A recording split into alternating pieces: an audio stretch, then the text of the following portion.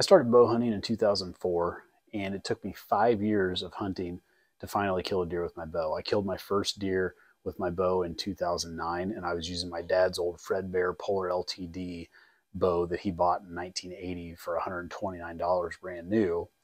And it's 49 inches axle to axle, big old aluminum arrows was what I was using. I killed this buck that was such a surprise to me at the time that I killed. So coming off of that high, I finally went and bought my own first bow the next year, and it was a used redhead Bass Pro bow that I bought at a local archery shop near my town. And I practiced with it. I started shooting carbon arrows, all these things that I really thought I knew what I was doing. And I thought I'm gonna never miss a deer, I'm never gonna wound a deer, anything like that. I was young and just didn't know any better. And in 2010, when I was bow hunting one evening or one afternoon, I had two bucks come in. One was a really nice, probably 10 pointer, 8 or 10 pointer. Could have been my biggest deer of my life at that time. And another one was just a small kind of a basket rack 6 or 8 pointer. And it was early in the evening. It was about 4:30 in the afternoon, evening, so plenty of daylight left. And this buck came by at about 20, 25 yards, walking along. It was a little bit windy that day, as I remember. And me being still somewhat of a novice as far as shooting at deer, since I'd only killed one with a bow at that time, the previous year, I went ahead and took the shot. And a couple of things I didn't do. I didn't stop the deer from moving. It was walking as I took the shot. And I had the distance wrong just a little bit to where I basically hit right in the center of the deer's body and low. Looking back at what I know now, there was a really good chance it was a liver hit, that the deer would probably die, but that I would need to give it some time instead of going to track it right away. But we actually waited several hours before we went and tracked the deer and went down into the timber where we knew it had gone, and we kept finding big splotches of blood, but very infrequent, hands and knees crawling through on the ground in the brambles and in the timber, and kept finding big splotches of blood, thinking we're for sure going to find this deer, till we came to a ditch that the deer had crossed, a very short, small, very shallow ditch, and we never found another spot of blood after that. I didn't know any better about deer tracking dogs at the time or anything like that. Went back the next morning, grid searched, looked in the daylight, trying to find it, never could find the deer.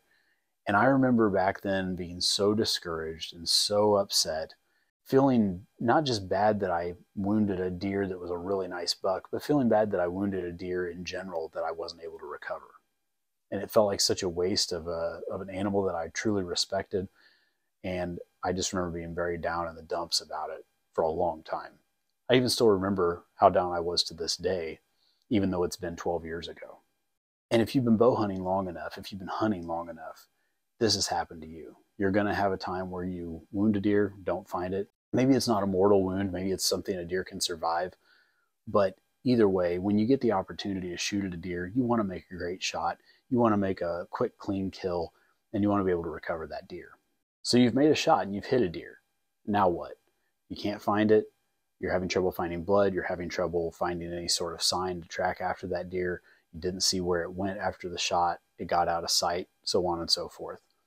One of the first things that you can do is you should have a relationship built with a local deer tracking dog team.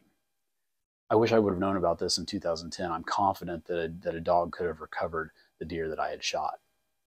Of course, check the regulations in the state where you hunt or the area that you hunt to make sure that a deer tracking dog team is legal and what the regulations are around it, because it's a little different from state to state. So make sure you're following the rules and laws. The thing I didn't realize about deer tracking dog teams is they don't track blood. They track the scent that comes out of the interdigital gland between the hooves of the deer. Now this scent doesn't get secreted unless a deer is mortally wounded or stressed or frantic, typically because they've been injured in some way. And that's whenever they secrete that, and then a dog is able to track that. That's how coyotes find deer, is by tracking that interdigital gland scent. And those coyotes are professionals at it because they're wild and they've done it their whole lives. So that's the first thing you can do, is build a relationship before the season with a local dog tracking team so that you can have them in your back pocket if you need them to help you with recovering your deer. The next thing I did after having that experience of wounding a deer and not being able to find it was I did everything I could in the off season to practice as much as I could so that everything was automatic. I didn't have to think about finding my anchor point whenever I was getting ready to shoot a deer. I didn't have to think about getting my bubble levels right in my sight. I didn't have to think about all the variables that you think about when practicing and getting your form right. It all just becomes second nature, so that when you go and shoot at your deer, you don't have to think about any of it. To this day, anytime I shoot a deer, I try to tell myself, pay attention to your anchor points, pay attention, be conscious of what you're doing. And every single time after I've shot the deer and it's gone down or I've run off or something like that, I realized that none of that stuff went through my head. It just became automatic because of how much you practice, or how much I practice. So practice as much as you can so that all that stuff is automatic. You eliminate any variables that you can that you maybe are out of your control. You want to have as much that's in your control taken care of and perfected so that you don't have to deal with it at the moment of truth when there are things outside of your control, like a deer ducking or wind blowing or anything like that that could happen. You want to eliminate as much of that as you can well before you get a chance to shoot at a deer. The next thing I recommend is only taking high percentage shots. Preferably, if everything is broadside perfectly, that's exactly what we want. There's less distance for your arrow to go to get through the deer. You're going to be able to hit vitals on both sides and likely have a much shorter tracking job and a better chance of recovery. Quartering away isn't a bad shot to take, and I know a lot of people actually like that shot. I don't typically like that shot because I only shoot about 27, 28 inches of draw length. I'm only shooting a little over 50 pounds of draw weight, so my kinetic energy isn't really great enough to get all the way through and get as much penetration as I can on a quartering away shot as I can on a broadside shot. That being said, a quartering away shot is not a bad shot to take. You can hit a lot of vital organs on a quartering away shot. But I think the main point is decide before you go hunting, decide before you get in the stand, what kind of a deer am I willing to shoot tonight? Am I going to shoot a doe? Will I shoot a buck? Or am I not looking to shoot a doe? I'm only going to shoot a buck. And decide beforehand, are you going to do that? And also decide beforehand, what shot am I willing to take? Am I only going to focus on just perfectly broadside shots? Or am I willing to take a quartering away shot? Or am I willing to take a quartering two shot? If you've got a lot of kinetic energy, if you've got a heavy arrow, if you've got a lot of front of center and a big fixed blade broadhead or something that you feel very confident with penetration, then you can take some of those shots and probably make good lethal hits on deer. But if you've decided I'm only taking a broadside shot, which is what I try to stick to anymore, then don't settle. Don't compromise by taking that quartering away or quartering two shot because that's all that's there. You're going to have much more peace if you pass on that shot than if you take that shot, wound the deer, and then say to yourself, I told myself I wasn't going to do that, and here I did it. So make that decision before you ever even go hunting, before you ever even take that shot. Another thing I'd recommend, always try to stop that deer from moving before you take the shot. It's very rare in my experience that you can give that fake grunt sound or something like that to get a deer to stop and they run off immediately from it.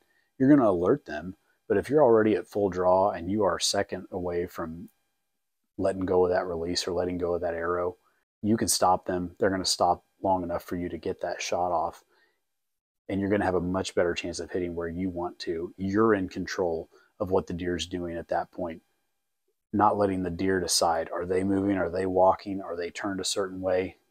Let them get in the position you want and make sure you get them stopped to take a high percentage shot. And finally, the best way to mentally recover from wounding a deer is to really prioritize what's the most important thing in your life. Back in the day, for me, deer hunting was one of the most important things. It was my favorite thing to do. It still is one of my favorite things to do. But it gave me really high highs and really low lows. And I remember being very upset, very discouraged, very depressed when I would lose a deer like that one I was talking about at the beginning. And you should feel some sorrow and disappointment when you wound a deer and can't recover it, or whenever the recovery is a little harder than it should have been because of a mistake that you made or a misjudging of distance or just a bad shot. You should feel discouraged about that, but it shouldn't overcome you and it shouldn't be the thing that brings you down in life. Things really changed in my perspective when I started including God in all of my hunts. Every time I walk in to go hunting now, I'm praying a prayer of thankfulness for just having an opportunity to go hunting, getting to do something I love to do, having a place to go and do it. And I know that it's going to be a success just because I'm getting to go and do something I love and I'm getting to enjoy time out there doing that. So, of course, the point is I want to kill a deer, but if I kill a deer, it's a huge bonus. I look at it as already being a success just because I get to go. And now I look at it as, if I kill a deer, that's awesome. I'm super excited about that. But if I don't kill one, I know I get to go home and see my kids and see my family sooner, and I don't have to deal with tracking a deer, having trouble finding a deer, dragging a deer out, loading a deer, cutting up a deer, putting a deer in the freezer. I don't have to deal with all that. I just get to go home sooner. So either way, it's a success for me and it's a win for me. I think whenever you can eliminate wins and losses and looking at everything as a victory, that's when you can really mentally recover a lot easier from maybe wounding or losing a deer. So if you do those things, practice as much as you can, become as lethal as you can shooting your bow, take out all the variables that you possibly can that are within your control. If you have a deer tracking dog team in your back pocket just in case you need them, if you only take those high percentage shots, and if you have your priorities right in your life, then if you do unfortunately happen to lose a deer, you can at least have peace knowing you did everything you possibly could to make sure that you had success and that you were able to recover that deer. Thank you for watching Farming for Whitetails. We'll see you next time.